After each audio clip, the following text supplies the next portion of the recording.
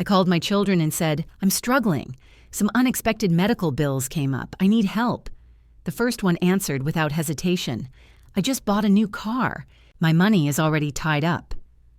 The other one stayed silent for a few seconds, then said quietly, "I don't have much, but I'll bring you everything I have." They had no idea what I was hiding, and I never imagined that one phone call could hurt this much, because the one who said yes was drowning in debt, and the one who said no had everything. Thank you for being here with me. It truly means more than you know. If this moment resonated with you, take a second to comment below and tell me where you're watching from. I'd love to know you're here. Also, a quick note, this story includes some dramatized elements for storytelling and educational purposes. Any resemblance to real names or situations is purely coincidental, but the message behind it is meant to be meaningful and helpful. They say that life can change in an instant. For me, that instant happened on a Thursday afternoon in April, standing in a convenience store in Tampa. I'm Helen Mitchell, 65 years old, a widow, and until that Thursday, I thought I knew exactly what the rest of my life would look like. Small, quiet, lonely. 6 years ago, I lost my husband, Walter. He was 62, too young, too sudden. Heart attack, no warning, just gone. After he passed, I retired from my administrative assistant job. Our house suddenly felt too big and too empty. I have 2 daughters. Christine is 40, a real estate agent, married to Robert Hastings, who owns a construction company. They have 2 kids, Madison 16 and Ethan 10. Christine lives in one of those beautiful homes with a pool and a 3-car garage. Then there's Anna, 34, my baby girl. She teaches 2nd grade at a public elementary school. Single, lives in a small apartment across town, nothing fancy but content. Here's what nobody tells you about being a widow in your 60s. People forget you exist. At first there are casseroles and phone calls, but eventually life moves on. You're left watching game shows on Saturday nights, wondering if anyone would notice if you disappeared. That Thursday, I stopped for groceries and on impulse bought a Powerball ticket. Walter always said they were a waste of money, but I felt restless. I needed to do something different, even if it was just $2. The woman behind the counter was Gloria, always friendly despite the evening shift. We chatted about the weather, and she handed me the ticket with a wink. "Good luck, honey. Maybe this one's your winner." I tucked it in my wallet and forgot about it. 3 days later, Sunday night, I remembered. Half watching the news, the Powerball numbers scrolled across the screen. Something made me check. I dug out the ticket. First number matched, then the second, the third. By the 6th number, my hands shook so badly I could barely hold the paper. $68 million. I sat in the dark staring at that slip of paper. My heart pounded. 68 million, more money than I'd imagined in 10 lifetimes. My first thought wasn't excitement or relief. It was, who do I call? Christine, Anna. The truth hit me hard. I didn't know if they'd be happy for me or for what I could give them. I didn't sleep that night. Sat on the couch until sunrise thinking about stories I'd heard. Lottery winners who lost everything. Families destroyed by greed. People who took their own lives because money brought only misery. By Monday morning, I'd decided. I wasn't telling anyone, not yet. I spent the day online researching. Article after article, how to stay anonymous, protect yourself, avoid disaster. The more I read, the more one question burned. Who actually loves me and who would love what I have? I needed to know the truth before telling anyone, before changing my life. I needed to test the people closest to me. See who would show up when I had nothing to offer but myself. A week later, I met with a lawyer named Marcus Fleming. Discreet professional, he helped me set up a trust and claim anonymously. After taxes, I walked away with $41 million. $41 million, and I couldn't tell a soul. For months, I lived 2 lives. Outside, I was still Helen Mitchell, clipping coupons and driving a 15-year-old car. Inside, I had enough money to do anything, go anywhere, be anyone. But loneliness didn't disappear, it intensified. Now I had this enormous secret with no one to share it. Every time Christine called rarely, I wondered if she'd care more if she knew. Every time Anna brought groceries, I wondered if she'd still come if I didn't need her. The questions consumed me. Finally, I decided time to find out. I would test my daughters, and then I'd know once and for all who loved me for me, not for my wallet. 6 months passed. I watched. Christine called 3 times, brief calls, surface-level conversations. "How are you, Mom?" "I'm fine. How are the kids?" "They're great. Madison's applying to colleges. Ethan made the baseball team." "That's wonderful. We should get together soon." Yes, we should. But we never did. Anna, on the other hand, came to visit every Sunday. She'd drive the 2 hours from her apartment, bring groceries, cook dinner, and sit with me on the porch until the sun went down. She never asked for anything. She just showed up. And that told me everything I needed to know. But I needed to be sure, so I designed the test. In early October, I called Christine first. "Hi, sweetheart," I said. "How are you?" "Hey, Mom, I'm good, busy. You know how it is." "I do." There was a pause. Then I said, "Christine, I need to ask you something." "Sure. What's up?" "I'm in a bit of a bind. I had some unexpected medical bills come up, tests, follow-up appointments, things insurance didn't cover. It's about $4,000. I was wondering if you could help me out." Silence. Then, $4,000. "Yes, I know it's a lot, but I wouldn't ask if I wasn't desperate." Another pause. "Mom, I wish I could, but we just bought a new SUV for Robert's business, and Madison's college applications are coming up. We're paying for SAT prep application fees, all of that. Our money's already allocated." "I understand," I said quietly. "Can Anna help?" "I'll ask her." "Okay, I'm sorry, Mom, I really am." "It's okay, sweetheart. Take care." I hung up, and I sat there for a long time staring at the phone. She'd said no. Not "let me see what I can do," not "give me a few days," not "how urgent is this," just no. What I didn't know then was that Christine never told Robert she'd said no to me. She never told him I'd called asking for help. And she certainly never told him I'd won $68 million. Robert thought I was still living in that small Tampa house on my pension and Social Security. He thought I was scraping by. He thought I was fine. Christine had decided without telling him that my lottery win was none of his business, and that decision would come back to haunt her. 2 days later, I called Anna. "Mom," she said. Her voice was bright, happy. "I was just thinking about you. I'm coming over on Sunday. Do you need anything from the store?" "Actually, Anna, I do need something." "Of course. What is it?" "I had some unexpected medical bills come up, about $2,000. I was wondering if you could help me out." There was a pause. Then, "Are you okay?" "What kind of medical bills?" "Just tests, follow-ups, nothing serious. But insurance didn't cover everything." $2,000. Yes. "Mom, of course. I can bring it on Sunday. Do you need it sooner? I can drive over today if it's urgent." I felt my throat tighten. "Sunday is fine, sweetheart." "Are you sure you're okay?" "I'm sure." "Okay, I'll see you Sunday. I love you." "I love you too." When Anna arrived on Sunday, she handed me an envelope. Inside was $2,000 in cash. "Mom, are you sure you're okay?" She asked, her eyes full of concern. "I'm fine," I said. "Because if you need more, this is enough. Thank you, Anna." She hugged me tightly. "You don't ever have to thank me," she said. "You're my mom." That night, after Anna left, I sat on the porch and thought about the 2 phone calls. Christine had said no. Anna had said yes. But it wasn't just about the money. Christine had a new SUV, a big house, a successful business, 2 kids in private school. Anna was a teacher. She lived in a small apartment. She drove a 12-year-old Honda. And yet Anna had said yes without hesitation. Christine had everything, and she'd said no. Anna had so little, and she'd offered to drive over that same day. The test was over, and I knew the truth.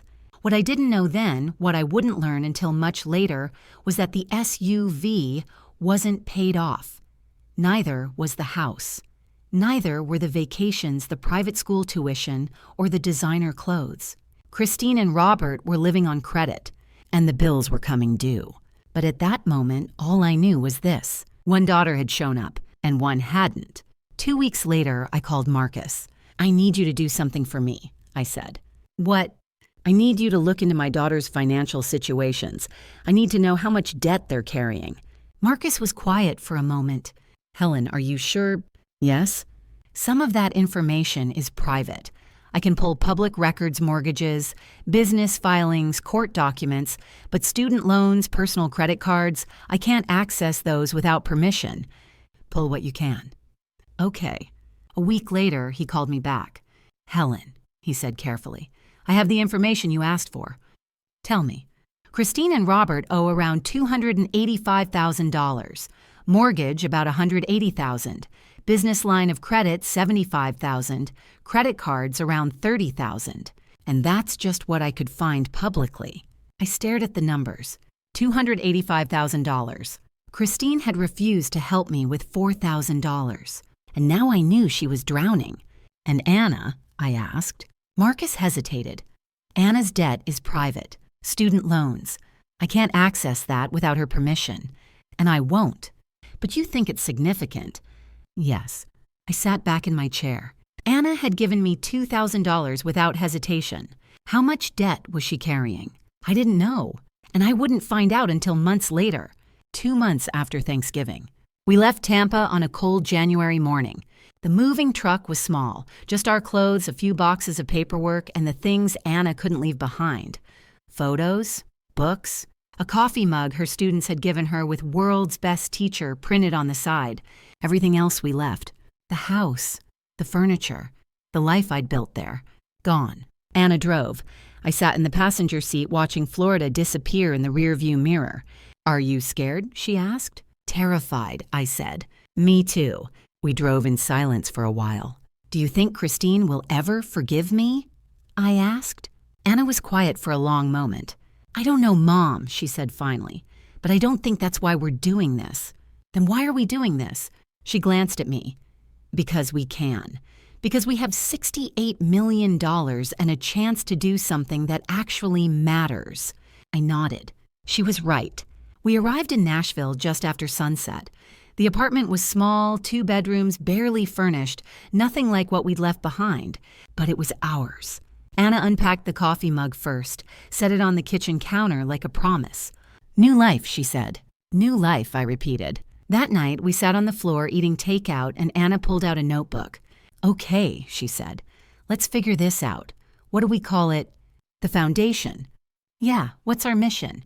I thought about Christine, about the test, about all the families drowning in debt because one medical bill, one job loss, one mistake had pushed them over the edge. "Second chances," I said. "We give people second chances." Anna smiled. "Second Chance Foundation." "Perfect." The next morning, I called Marcus Fleming, the estate attorney who'd handled my lottery claim. "I need your help," I said. "I want to start a nonprofit, but I need to stay anonymous." "How anonymous?" "Invisible." He was quiet for a moment. "That's tricky. Nonprofits have to register publicly. Board members are listed. What if we use a trust?" "Smart," he said. "Set up the Montgomery Family Trust as the founding entity.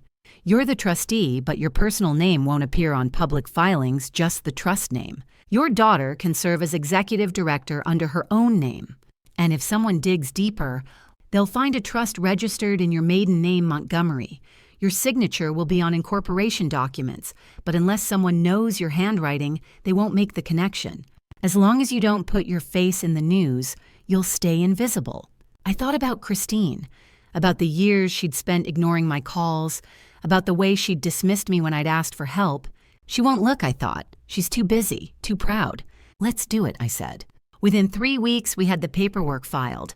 Second Chance Foundation, founded by Montgomery Family Trust trustee, Marcus Fleming, Esquire founder, and signatory Helen Montgomery.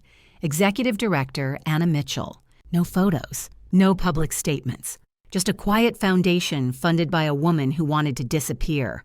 Anna found a small office downtown, 1 room, 2 desks, a window that looked out onto the street. "It's not much," she said. "It's perfect," I said. We hung a sign on the door, Second Chance Foundation, financial counseling and debt relief. And we opened for business, a Tuesday morning in February. I stood by the window watching Anna interview our first client. Her name was Grace. Single mother, 6-year-old daughter who'd survived leukemia, medical bills that had destroyed her financially. "I owe $140,000, Grace said quietly, her hands shaking as she held the folder. "I've been paying $500 a month for 2 years. The balance hasn't gone down. It's all interest." Anna reached across the desk and took her hand. "We can help," she said. I watched Anna's face, calm, steady, kind. the same face she'd worn when she'd shown up at my door a year ago with $2,000 she didn't have.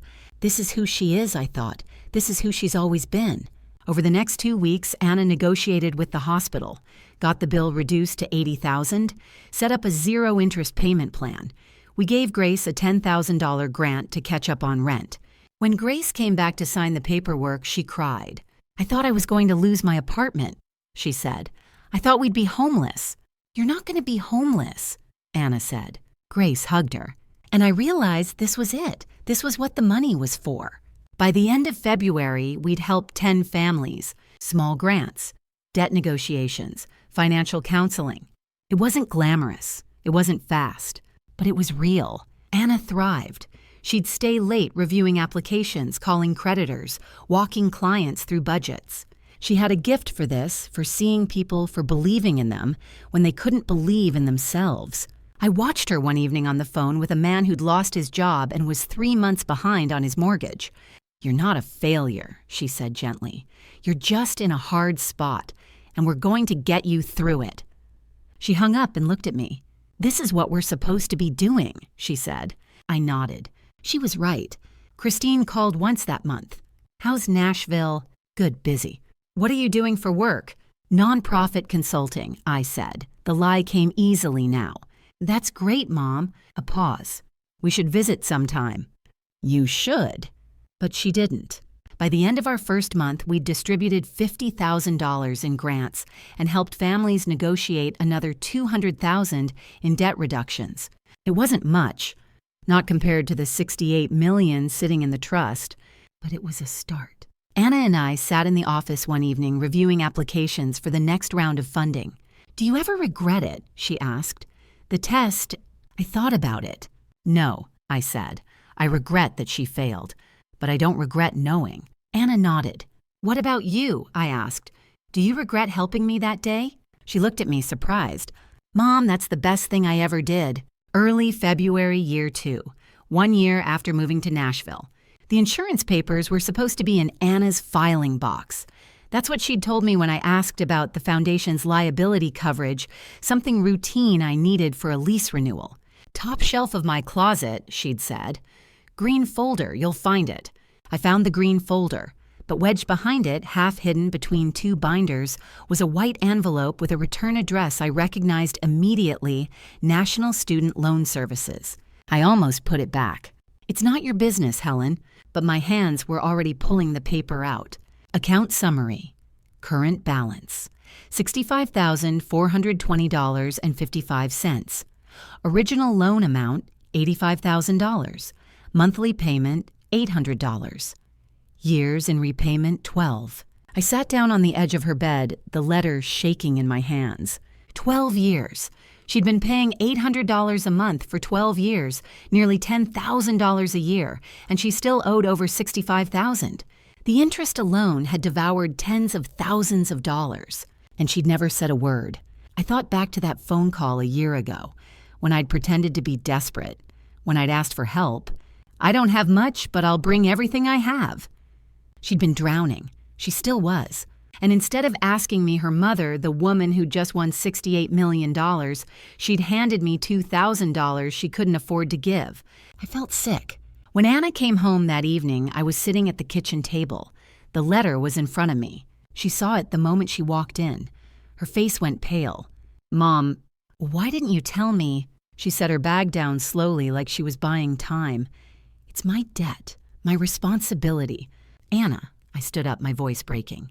"You gave me money when you owed this." "You needed help. And you didn't—" She looked away. "I was managing. I gestured at the letter. "You've been paying on this for 12 years. At this rate, you'll be paying for another 18. Do you understand what that means?" "I understand compound interest, Mom," she said quietly. She stopped, took a breath. "I didn't want you to feel like you had to fix it, but I do have to fix it," I said, my voice shaking. "Because you're my daughter, and because you showed up for me when I had nothing, when I pretended to have nothing, and you didn't hesitate." Her eyes filled with tears. "You don't have to—" "I already called Marcus," I said. "It's done. The full balance will be paid off by the end of the week. She stared at me. You've carried this long enough, I said. Let me do this, please. For a long moment, she didn't move.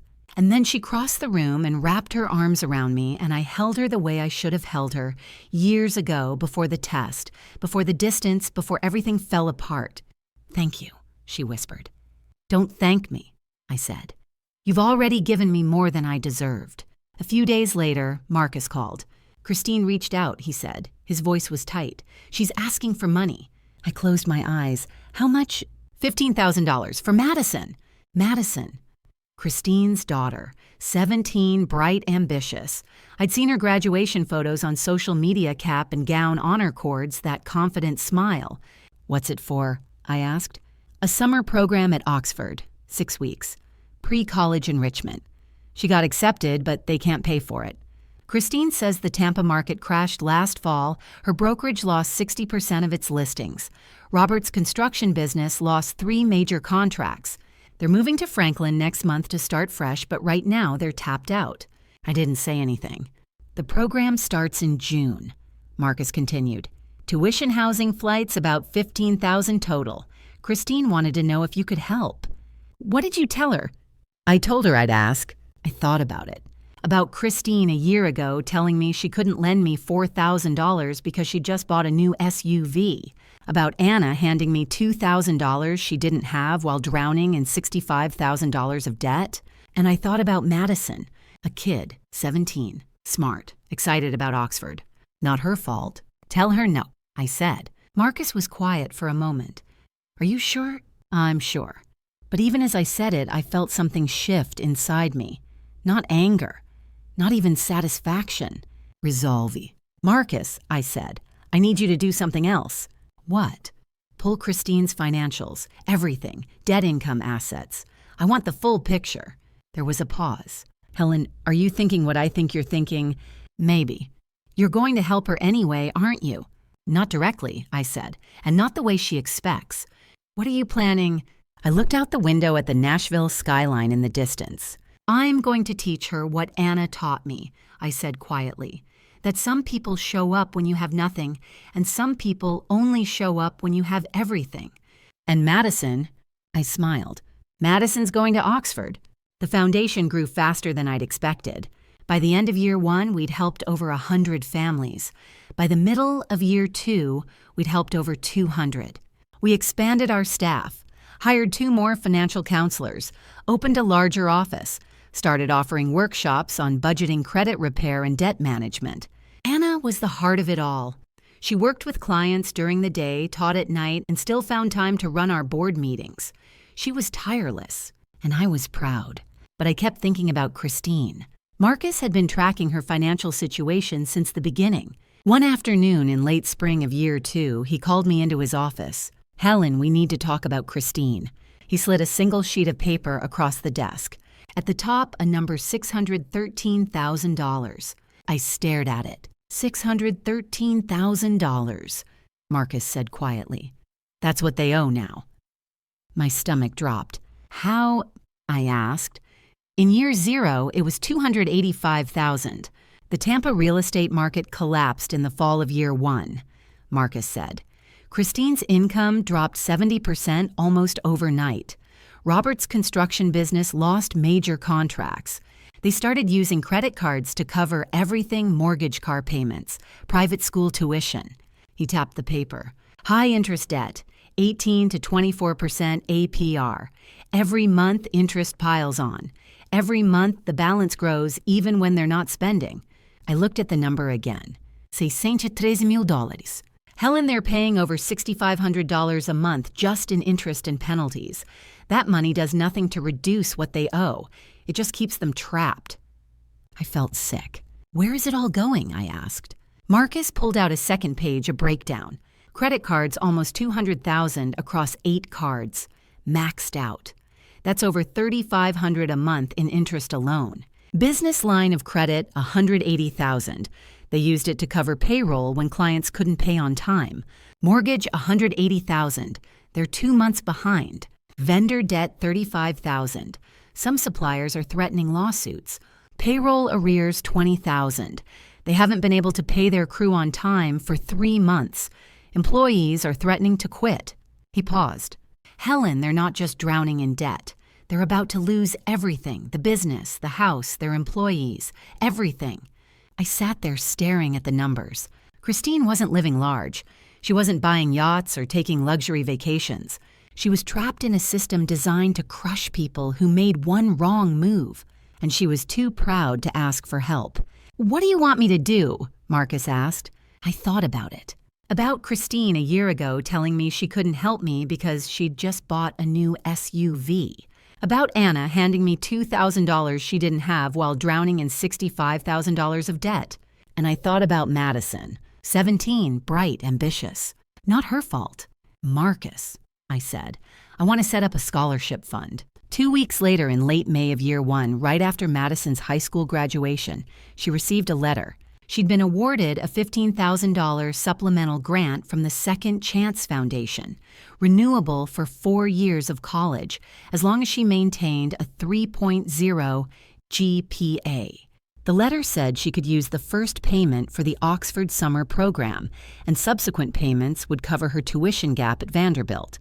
Christine called me the next day ecstatic. "Mom Madison got this amazing scholarship, $15,000 a year renewable for all 4 years. "That's wonderful," I said. "And she can use the first payment for Oxford this summer. It's like it was made for her."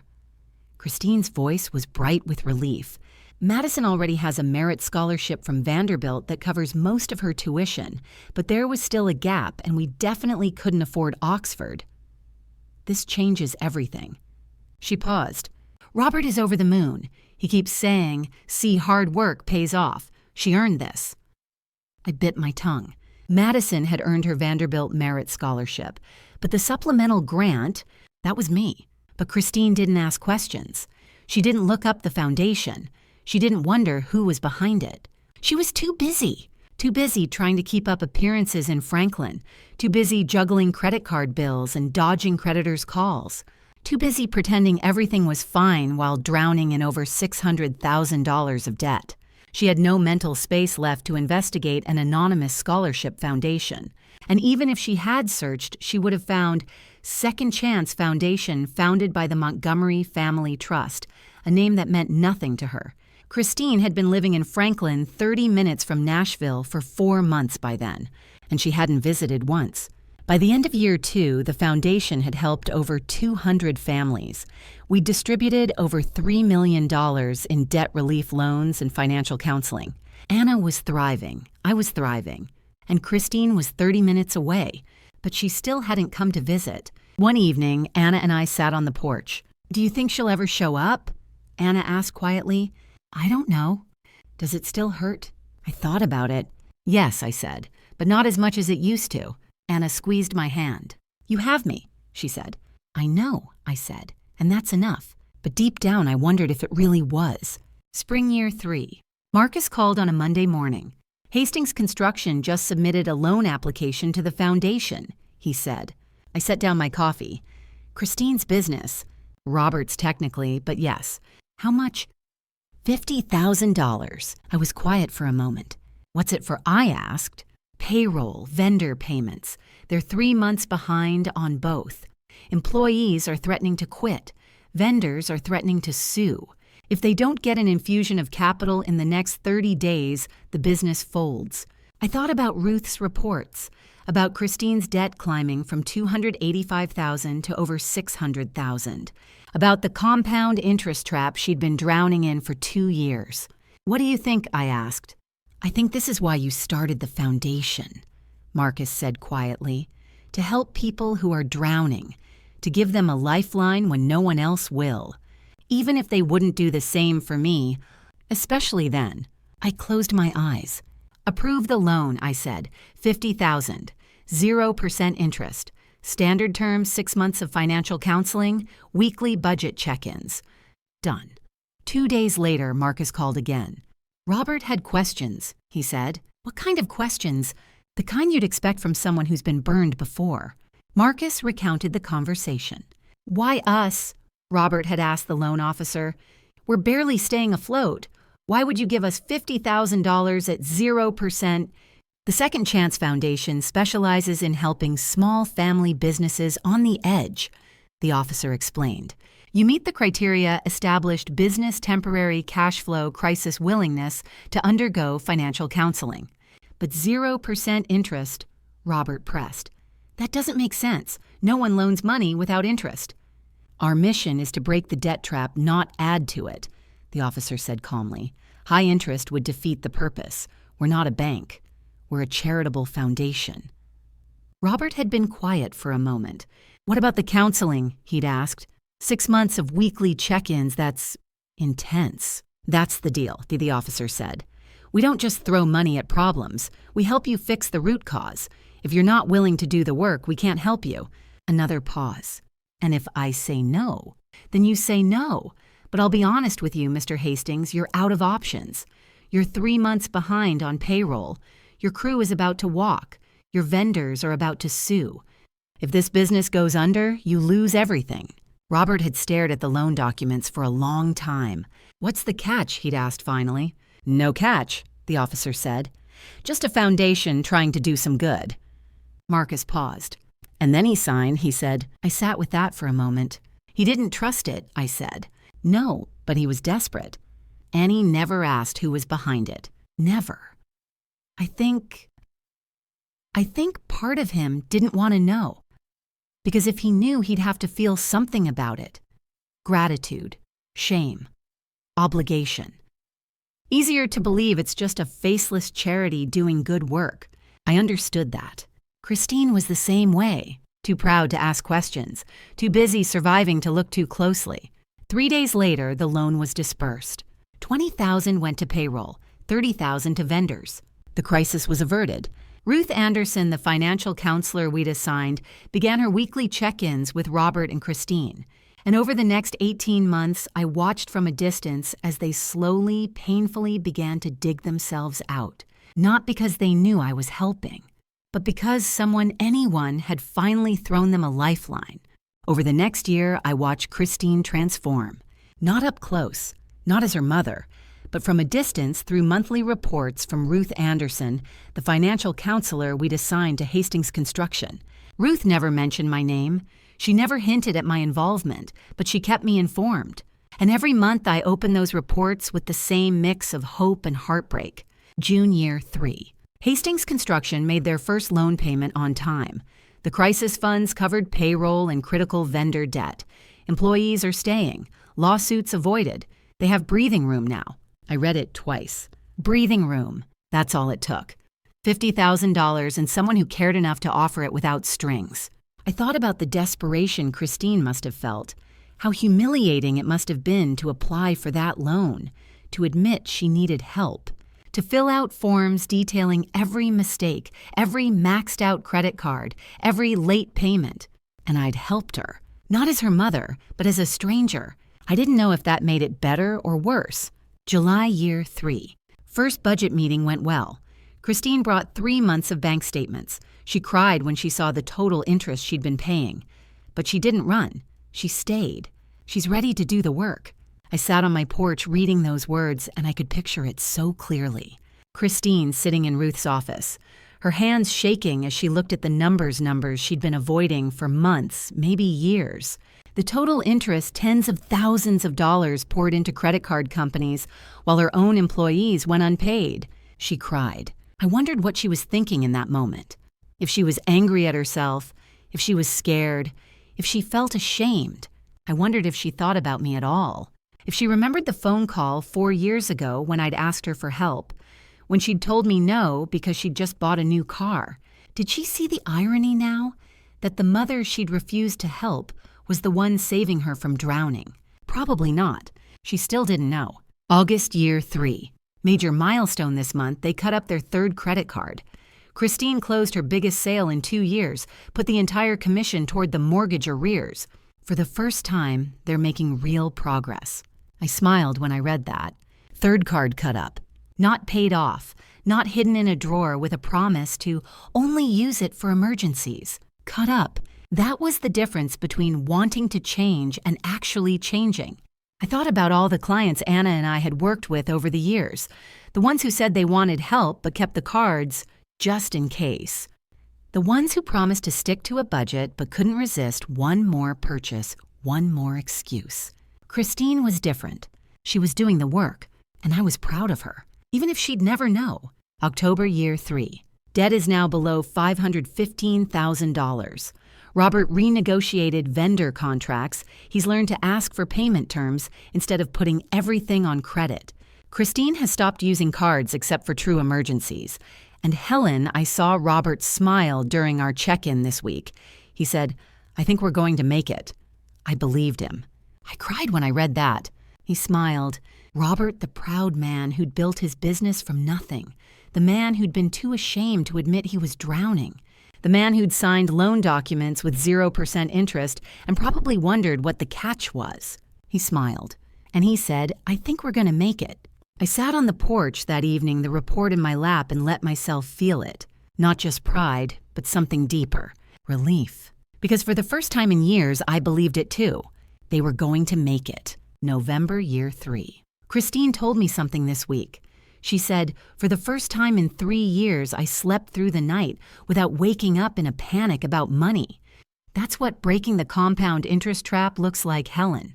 That's what you gave them. I sat with that for a long time. Sleep. Something so simple. So basic. Something most people take for granted. And Christine hadn't had it in years. Because when you're drowning in debt, you don't sleep. You lie awake at 3 a.m. doing math in your head, calculating how long you can hold off the mortgage payment, wondering if the credit card company will accept a partial payment, worrying about the employee who needs their paycheck and the vendor who's threatening to sue. You don't sleep because every time you close your eyes, you see the numbers, the balances, the interest piling on, the trap closing tighter and tighter until you can't breathe. And now Christine could sleep. I thought about all the nights I'd lain awake worrying about her, wondering if she was okay, wondering if she'd lose everything before I could help. And now she could sleep. That's what you gave them, Ruth had written. But I'd given myself something too. The knowledge that even when Christine didn't know it was me, even when she'd never thank me, never acknowledge what I'd done, I'd saved her. Not because she deserved it, but because I loved her. December year 3. Final report for the year monthly interest payments have dropped from $6,500 to under $2,000. That means most of their payments now go toward principal, not just feeding the debt monster. This is how you break free. Helen, whatever your relationship is to this family, you saved them. Not just from bankruptcy, from despair. I sat on the porch that evening as the sun set over Nashville Ruth's report in my lap. You saved them, not just from bankruptcy, from despair. I thought about the test, about the phone call 4 years ago when I'd asked Christine for help and she'd said no. I'd been so angry then, so hurt. I'd wanted her to fail. I'd wanted her to feel what it was like to need help and be turned away. But somewhere along the way, that anger had softened. Not because Christine had changed, not because she'd apologized or even acknowledged what she'd done, but because I'd realized something. Watching someone you love suffer, even someone who hurt you, doesn't feel like justice. It just feels like grief. Spring year 4. By the time spring arrived, Christine's debt had dropped below $400,000. Ruth's reports came less frequently now, once every 2 months instead of once a month. The crisis was over. The work was maintenance, now steady payments, disciplined budgeting, slow but real progress. They're doing well, Ruth wrote in April. Christine closed another big sale last month. Robert hired back 2 employees he'd had to let go last year. They're rebuilding. Slowly, but they're rebuilding. I folded the letter and tucked it into my desk drawer with all the others. A year's worth of reports, a year's worth of progress. A year of watching my daughter fight her way out of a trap she'd built for herself. And I'd been there the whole time. Not as her mother, but as a stranger who cared. Fall year 4. By the time fall arrived, Christine's debt had dropped to $380,000. A reduction of $233,000 in less than 2 years. Ruth's final report included a handwritten note at the bottom. Helen, I don't know what your relationship is to this family, but I want you to know you saved them. They'll never know it was you, but I know. And I wanted you to know that what you did matters. I read it 3 times. What you did matters. It did, but it also hurt. because Christine still had no idea. Christine called me twice that year, once in March to tell me Madison had made the dean's list again, once in September to tell me Ethan, her younger son, who I barely knew, had won his first debate competition. Both calls were brief, surface level, the kind of calls you make out of obligation, not love. "How are you, Mom?" "Good, busy." "That's great. We should get together soon." "We should." She never followed through, and I stopped expecting her to. Madison was thriving at Vanderbilt. She was a junior now, halfway through her degree. She'd used the scholarship for the Oxford summer program right after high school graduation in year 1. Then she'd started Vanderbilt in the fall of year 2. By now, the foundation had covered $52,500 Oxford, plus 2.5 years at Vanderbilt. The scholarship covered the tuition gap beyond her merit award, so Christine's family only had to pay around $8,000 a year. Manageable, even with their debt. But Christine still had no idea where that money came from. She'd never asked. She'd never looked. She was too busy surviving, and maybe that was the saddest part. Not that she'd refused to help me 4 years ago, but that even after everything, after the market crash, after the debt spiral, after nearly losing everything, she still didn't have the mental space to wonder who was helping her. One evening in late September, Anna and I sat on the porch watching the sunset. "Do you ever regret helping Christine?" she asked quietly. I thought about it, about the monthly reports, about Ruth's handwritten notes, about the $233,000 reduction in Christine's debt, about Madison thriving at Vanderbilt, about Robert smiling and saying, "I think we're going to make it." "No," I said. "I don't regret helping her. But I regret that she doesn't know. I regret that she never showed up. I regret that she's 30 minutes away and hasn't visited once in 3 years." Anna squeezed my hand. "What if she finds out?" I looked at my daughter, the one who'd shown up, who'd stayed, who'd built this life with me. "Then we'll deal with it," I said. 3 weeks later, Christine found out. And everything changed. Mid-October, year 4. Christine had been living in Franklin, 30 minutes from Nashville, for over 2.5 years. She'd never visited. Marcus called me on a Tuesday afternoon. His voice was tight. "Christine knows," he said. My stomach dropped. "How?" A loan officer at her bank mentioned the foundation during a refinancing meeting, said they'd been helping small businesses in the area. Christine asked for the name. The officer showed her a brochure, and the brochure had a photo from a ribbon-cutting ceremony last year. Anna's in it, standing in front of the new office. The caption lists her as Executive Director of Second Chance Foundation. I closed my eyes. Christine didn't recognize her at first. Marcus continued. "It's been 4 years, but then she asked to see the full incorporation documents, and she saw my name. She saw the signature," Marcus said quietly, "on the trust registration, on the loan approval forms. She said she'd know your handwriting anywhere."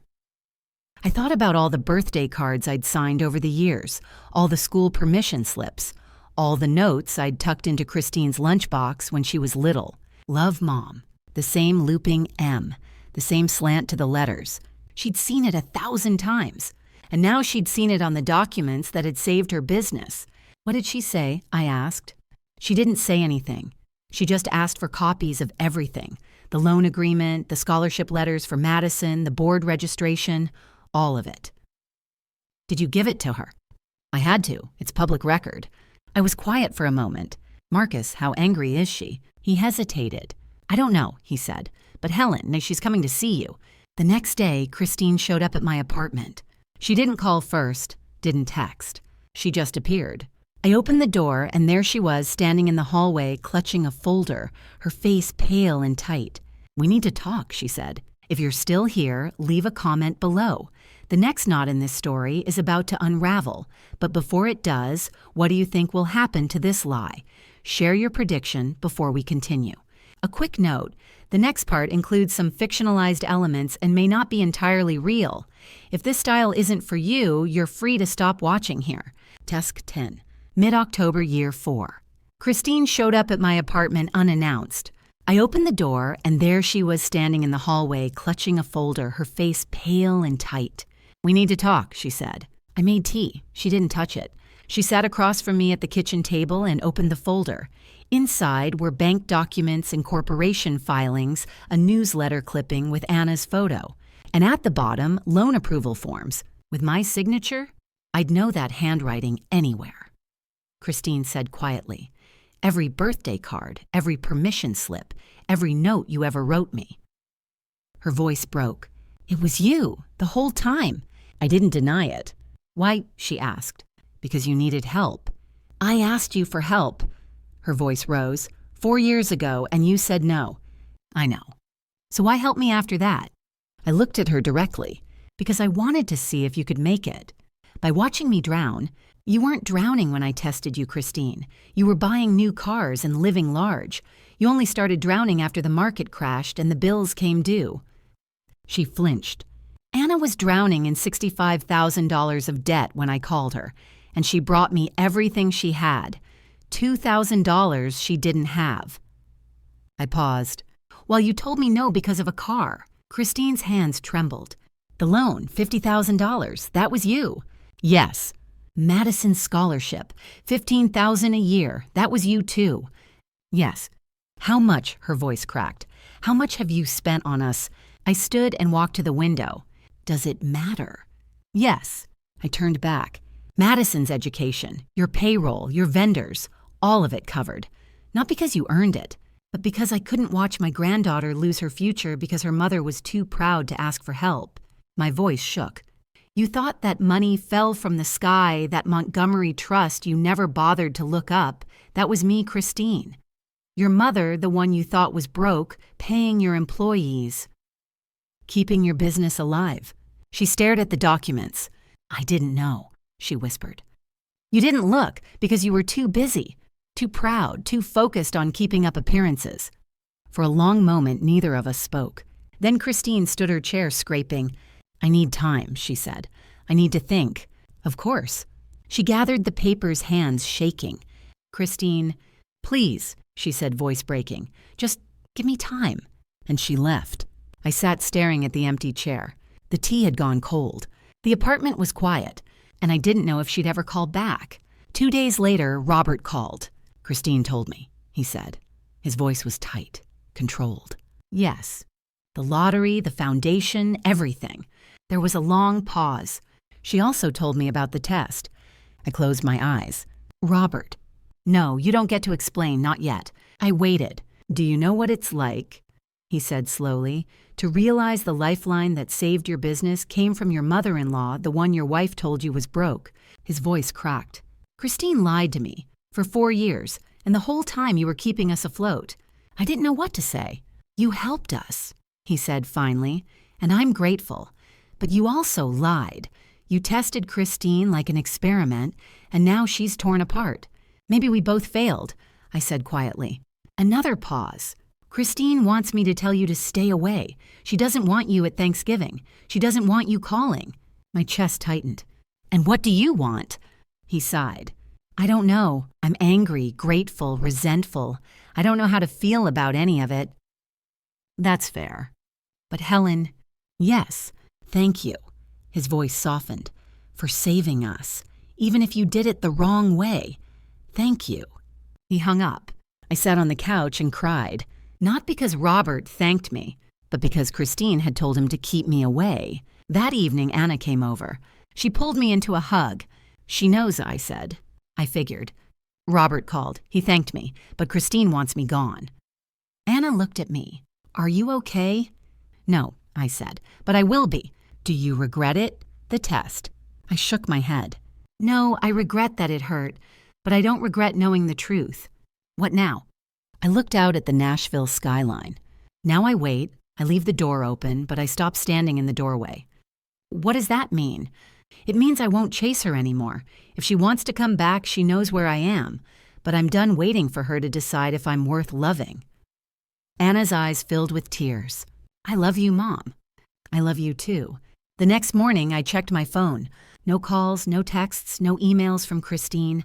And for the first time in 4 years, I didn't feel the weight of waiting. I felt peace, not because Christine forgave me, but because I'd finally forgiven myself. I opened my laptop and reviewed the foundation's applications. 3 families needed help with medical debt. 2 needed housing assistance. 1 needed a business loan. I approved them all, because that's what the money was for. Not to buy love, but to help people who needed it, even when they'd never know my name, especially then. Christine didn't call that week, or the next, and slowly I stopped waiting. The weekend after Thanksgiving, Christine called 5 times. I let every call go to voicemail. The first message came Friday morning. "Mom, we need to talk about what happened. That was completely unacceptable. Call me back." Saturday afternoon. "I've been thinking about this, and I just don't understand how you could do this to your own family. You owe us an explanation, a real one." Sunday evening. "Fine, if you want to play the silent treatment game, that's your choice. But don't expect me to just forgive this." Tuesday. "Madison is upset. Ethan doesn't understand. You've hurt your whole family, Mom. I hope you realize that." Friday, 2 weeks later. "You know what? Maybe this is for the best. If this is who you really are, maybe we're better off without each other." I sat at my kitchen table, phone in hand, listening to each voicemail with Anna beside me. "She's not apologizing," Anna observed quietly. "No." "She's not asking how you're doing." "No." "She's not acknowledging that she failed the test. She's just angry that you gave it." I set the phone down. "She thinks I'm the villain in this story. Are you going to call her back?" I thought about that for a long time, about 4 years of waiting, 4 years of anonymous help, 4 years of hoping she'd show up. "No," I said finally. I said everything I needed to say. "What if she keeps calling? Then I'll keep not answering." Anna squeezed my hand. "Is that cruel? Maybe, but I can't keep waiting for her to become someone she's not." Marcus called a few days later. "Have you heard from Christine? Voicemails. She tried to reach me too. Wanted to know the exact financials of the foundation, how much you'd spent on her family, whether she could pay it back." I told her it was all anonymous donations and I couldn't discuss specifics. How did she take that? "Not well." She said, and I quote, "Tell my mother she can't buy forgiveness." I closed my eyes. I wasn't trying to buy forgiveness. I was trying to buy change. I know. In mid-December, Madison sent a text not to me but to Anna. "Aunt Anna, I don't know what to think. Mom says Grandma manipulated us, but the scholarship changed my life. I don't know who to believe." Anna showed me the message. What should I say? I read it twice, my heart aching. "Tell her the truth," I said. "Tell her I love her. Tell her my door is always open if she needs me. But tell her I can't chase her mother anymore." Anna typed carefully. "Your grandma loves you very much. She helped you because she believed in you not to manipulate you. What happened between her and your mom is complicated. They both have their truths. But you're not in the middle of this. You're loved by everyone, no matter what." Madison responded hours later. "Thank you. I love you both. This is just really hard." On New Year's Eve, I made a decision. I blocked Christine's number. Anna watched me do it, her expression unreadable. "Are you sure?" she asked. "Yes." I set the phone down.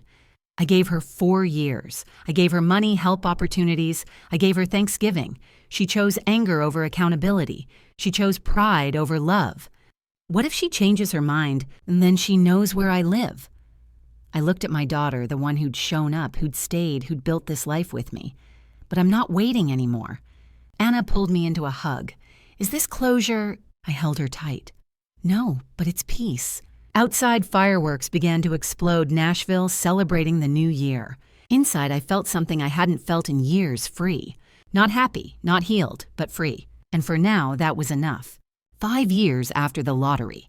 6 months after the confrontation. My phone never rang with Christine's name. My inbox stayed empty. No emails, no texts, no messages marked read, but unanswered. I didn't block her number. I didn't delete her contact. I left the door open the way you leave a porch light on for someone who might never come home. But she didn't come. And after a while, I stopped checking. Spring arrived in Nashville quietly, the way seasons do when you're no longer counting days. The foundation continued to grow. By April, 5 years to the month since I'd stood in that convenience store buying a lottery ticket that changed everything, we'd helped over 500 families rebuild their financial lives. 500. I thought about that number sometimes. 500 families who'd been drowning in medical debt, student loans, credit card bills. 500 families who'd been one emergency away from losing everything. And we'd thrown them a lifeline. Not because they deserved it, not because they'd earned it, but because everyone deserves a second chance, even the people who wouldn't give you one.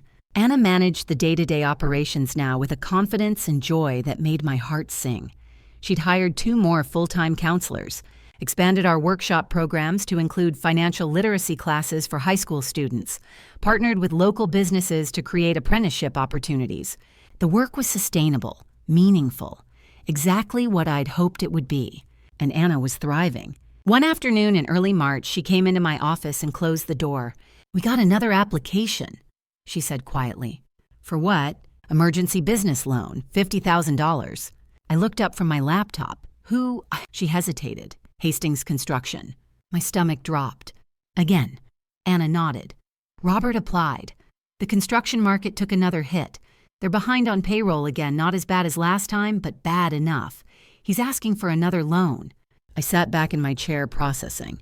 "What do you think I asked?" Anna was quiet for a moment. "I think he's learned," she said finally. "The first loan, he used it right. They paid it back on time. They did the counseling. They restructured their debt. They're in a much better place than they were 3 years ago. But I also think he's relying on us as a safety net, and I don't know if that's healthy." I thought about Christine, about the silence that had stretched between us for 6 months, about the fact that she'd never called, never apologized, never acknowledged what I'd done for her family. "Deny it," I said. Anna blinked. "What?" "Deny the application. Give him the contact information for 3 other business loan programs, ones with low interest rates and good terms, but don't approve ours." "Mom." "Anna, we're not a bank. We're not a permanent safety net. The whole point of what we do is to help people get back on their feet so they don't need us anymore." She nodded slowly.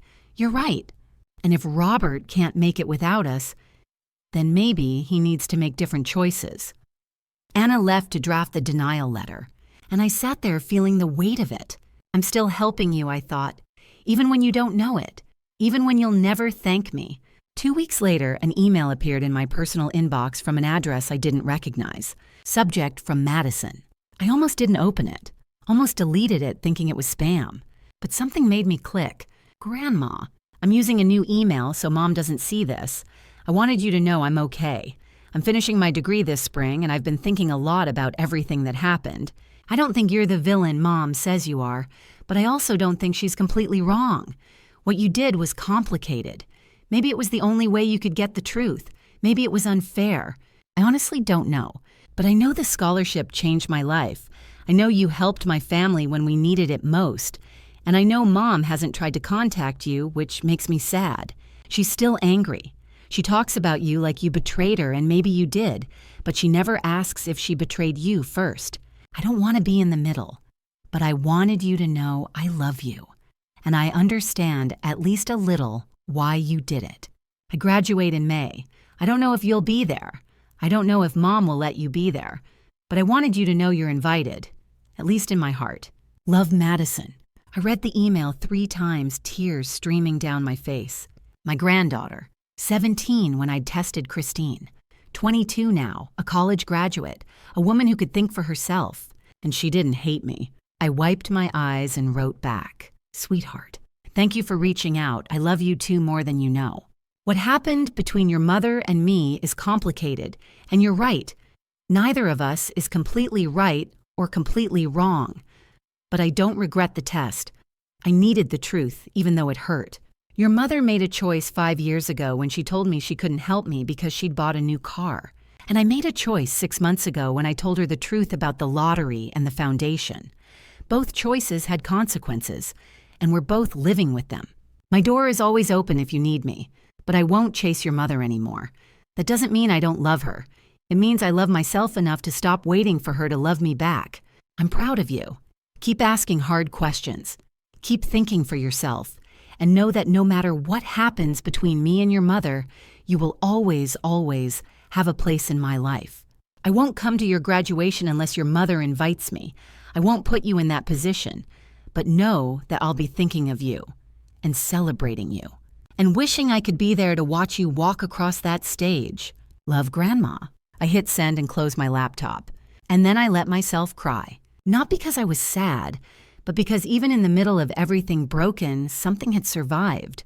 Madison still loved me, and that was enough. One evening in late April, exactly 5 years after I'd stood in that convenience store buying a ticket that changed my life, I sat on my porch watching the sunset. Anna joined me with 2 glasses of wine. "What are you thinking about?" she asked. "Everything." I took the glass she offered. 5 years ago, I felt invisible. I didn't know if anyone would notice if I disappeared. And now I know the answer. I sipped the wine. Some people wouldn't notice. Some people were too busy with their own lives to see mine, and that's okay. Is it? It has to be. I looked at my daughter, the one who'd stayed, who'd sacrificed, who'd shown up every single time. I have you. I have our work. I have 500 families whose lives are better because we chose to help instead of judge. Anna was quiet for a moment. "Do you think Christine will ever apologize?" "I don't know. Maybe, maybe not." I watched the sky turn orange and pink, but I'm not waiting to find out. "Are you angry?" I thought about that carefully. "No," I said. "I'm sad. I'm disappointed. But I'm not angry anymore." "Why not?" "Because anger is exhausting, and because I've learned something in the last 5 years. What's that? That you can love someone and still let them go. That you can wish them well and still refuse to chase them. That you can hold the door open and also know when to stop standing in the doorway, waiting." Anna nodded slowly. "No regrets?" she asked. I thought about that carefully. I regret the years I felt invisible. I regret that Christine chose pride over love. I regret that Madison and Ethan are caught in the middle. But the test? No. I met Anna's eyes. The test gave me the truth, and the truth, as painful as it was, set me free. Anna clinked her glass against mine. "To truth." "To truth," I echoed, "and to showing up." We sat in comfortable silence as the sun dipped below the horizon. 5 years ago, I'd won $68 million and felt empty. I'd had 2 daughters, a comfortable life, and a gnawing loneliness I couldn't name. I'd felt invisible, unimportant, disposable. So I'd tested them. Not because I was cruel, but because I needed to know who would show up when I had nothing. And I got my answer. Christine said no because of a car. Anna said yes and brought me everything she had. The test wasn't fair. It wasn't kind. But it was true. Today I had one daughter who called me every day. One daughter who sat beside me on the porch and shared wine and watched the sunset without needing to fill the silence with words. I had a foundation that had helped 500 families and counting. I had a granddaughter who understood me even when her mother didn't. I had peace. Not the kind of peace that comes from having everything you want, but the kind that comes from knowing exactly what you have and deciding it's enough. Some people say money changes you. But I learned that money doesn't change who you are, it only reveals who you've always been. Christine had always been the daughter who chose comfort over sacrifice. Anna had always been the daughter who chose love over convenience. And I had always been the mother who needed to know the truth, even when it hurt. The lottery didn't change us. It just showed us who we already were. I never blocked Christine's number. I never deleted her contact. The door stayed open, but I stopped waiting on the porch. And maybe that's the truest kind of love, the kind that says, I'll be here if you need me. But I won't disappear while I wait for you to decide if you do. The sun set over Nashville, painting the sky in shades of gold and rose. Anna refilled our glasses. And I thought 5 years ago I bought a lottery ticket hoping it would change my life. It did, just not the way I expected. And for the first time in 5 years, I felt something I hadn't felt since before the test. Before the money, before everything fell apart. Whole. Not because Christine had forgiven me, but because I'd finally forgiven myself for needing the truth, for running the test, for loving my daughters unequally, one who stayed and one who left. The test wasn't fair, but it was honest. And sometimes honesty is the greatest gift you can give, even when it costs you everything, especially when it's true. Looking back at my story, I want to share something important with you. Don't do what I did. Don't test the people you love. But do pay attention to who shows up when you truly need them. That's not manipulation. That's wisdom. God gave me a second chance at life when I won that lottery. But more importantly, He showed me the truth about love through my daughters. The Bible says, "By their fruits you shall know them." And I learned that lesson the hardest way possible. These family drama stories aren't just entertainment, they're mirrors. My Grandma's Stories is one of thousands of family drama stories out there, reminding us that wealth without love is poverty, and loyalty without conditions is priceless. Here's my advice: cherish the people who show up when you have nothing to offer. They are God's gifts to you. And if someone only appears when you're useful, that's not love. That's transaction. I don't regret the test. I regret that it was necessary. But God has a way of revealing truth even when it breaks our hearts. And sometimes that heartbreak is the path to freedom. If you're watching this and thinking about your own family drama stories, ask yourself who would show up for you. And more importantly, would you show up for them? These grandma stories teach us that age brings clarity. Money reveals character. And sometimes the greatest act of love is letting go. That's what makes grandma stories like mine so powerful. They carry lessons earned through pain. To those dealing with difficult family relationships, pray for wisdom. Trust God's timing, and remember you can love someone from a distance while protecting your peace. Thank you for listening to my story. May God bless your family with loyalty, honesty, and unconditional love. Final note: this story contains dramatized elements for educational purposes.